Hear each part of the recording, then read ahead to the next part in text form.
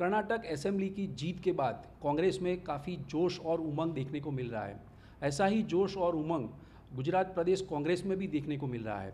सबसे पहला फिरफार हुआ है, चेंजेस जो हुआ है कांग्रेस के प्रेसिडेंट के तौर पे राज्यसभा के सांसद और काफ़ी सारे सीनियर नेता कांग्रेस के शक्ति सिंह गोहिल जी का की नियुक्ति हुई है।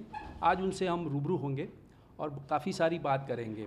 सर, ईटीवी भारत में आपका स्वागत है। पहले मैं ये जानना चाहता हूँ कि आपकी नियुक्ति हुई है कांग्रेस प्रदेश प्रेसिडेंट के तौर पर, तो पहली काम की प्रायोरिटी क्या रहेगी? देखिए, मैंने पहले ही दिन जब अपना काम शुरू करने से पहले महात्मा गांधी जी के चरणों में गांधी आश्रम में प्रार्थना की और वहाँ से एक हम पदयात्रा लेके निकले और मेरे साथ हजारों लोग पूरे गुजरात के कोने कोने से आए। 5.5 किलोमीटर की लंबी उस यात्रा में उस वक्त पे मौसम ठीक नहीं था, कभी गर्मी लग रही थी, कभी बौछारें हो रही थी, फिर भी कोई हटा नहीं।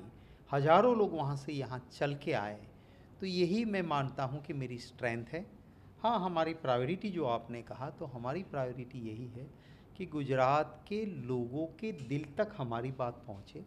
मैं एक गुजराती हूँ और गुजरातियों की आज जो समस्याएं हैं, जो एक बड़े विश्वास के साथ भाजपा को वोट करने के बाद हर गुजराती अपने आप को ठगा महसूस कर रहा है, उसके कुछ इश्यूज़ है।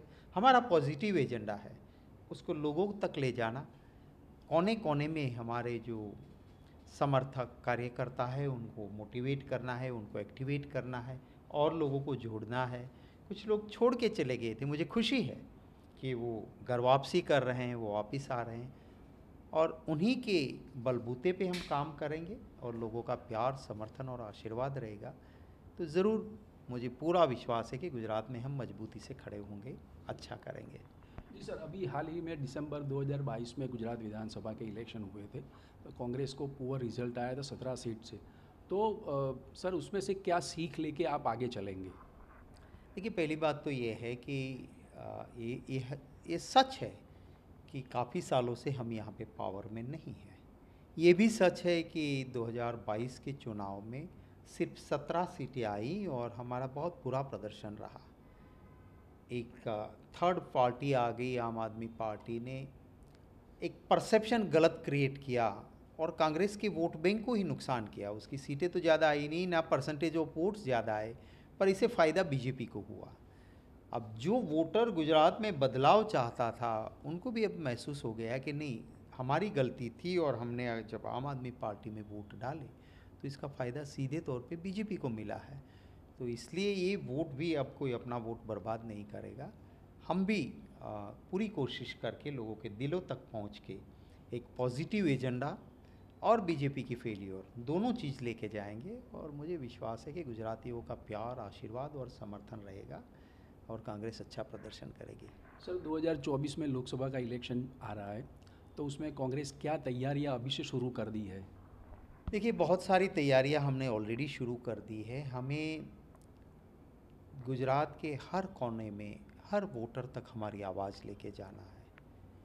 मैं तो ज़रूर ये कहूँगा कि जो गुजराती ने बीजेपी पे विश्वास रखा था उन तक भी हमारी बात लेके जाएंगे और वो वोटर भी वापसी करेगा कांग्रेस में। जो कार्यकर्ता गया है, जो वहाँ बैठा है, उसको भी लगता है कि हमने वोट तो बार बार दिया, हमने समर्थन तो भाजपा का किया, पर आज हर दिन जिस तरह से पेपर लीक होता है, लोगों के पास रोज़गार नहीं है, समस्याओं के ढेर लगे हैं। किसान को कहा था कि आय दुगनी होगी, खर्चा दुगना होगा, आय तो दुगनी हुई नहीं। महंगाई आसमान पे हैं। गैस का सिलेंडर इंटरनेशनल मार्केट में एलपीजी गैस सस्ता होने के बावजूद 410 रुपये का गैस का सिलेंडर 1100 पार कर गया है।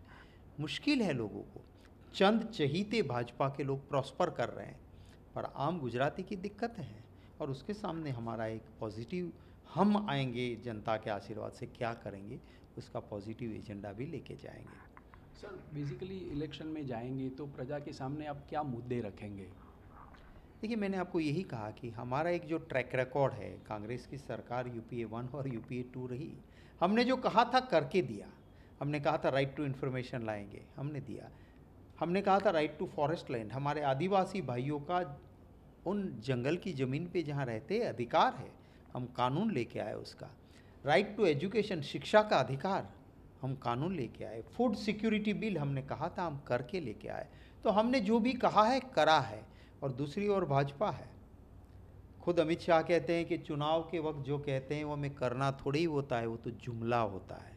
तो एक जुमलेबाज पार्टी है, एक काम करने वाली पार्टी है। भाजपा ने कहा था कि काला धन वापिस आएगा, यूं ही सब देशवासी के अकाउंट में 15-15 लाख आ जाएंगे। आया किसी को क्या? 2 करोड़ नौकरियां हर साल खोल देंगे कहा, आई नौकरी किसी को? जो थी वो भी कम हो गई। भ्रष्टाचार तो कहीं कम नहीं हुआ।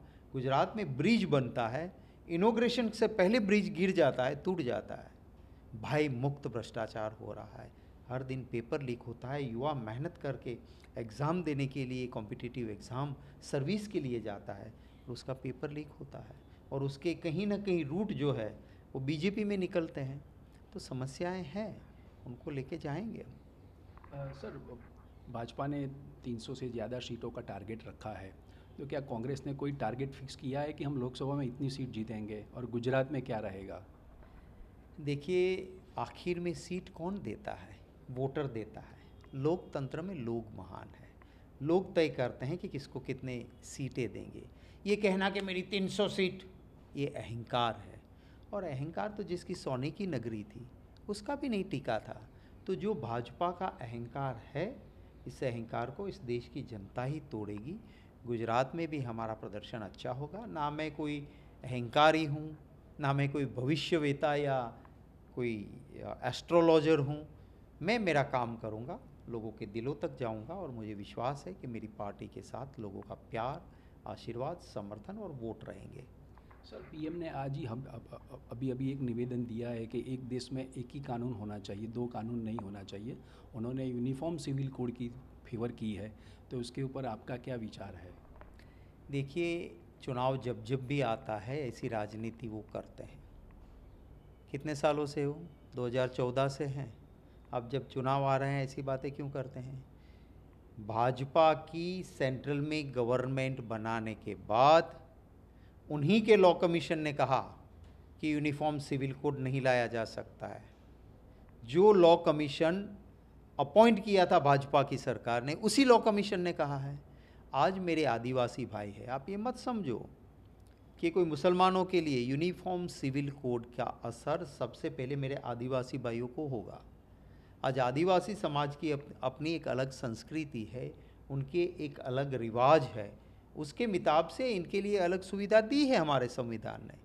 तो क्या आप उन आदिवासी भाइयों की उन संस्कृति को नष्ट करोगे क्या? तो ये गिमिक करते हैं, हथकंडे करते हैं चुनाव के लिए। 9 साल हो गए, आज जाके क्यों बोलते हो आप? तो ये सिर्फ चुनावी राजनीति है। जी सर, आपने ईटीवी से बात करी, आपका बहुत बहुत धन्यवाद। Thank you. Camera person Mukesh Dodiya के साथ भरत पंचाल, ईटीवी भारत, अहमदाबाद।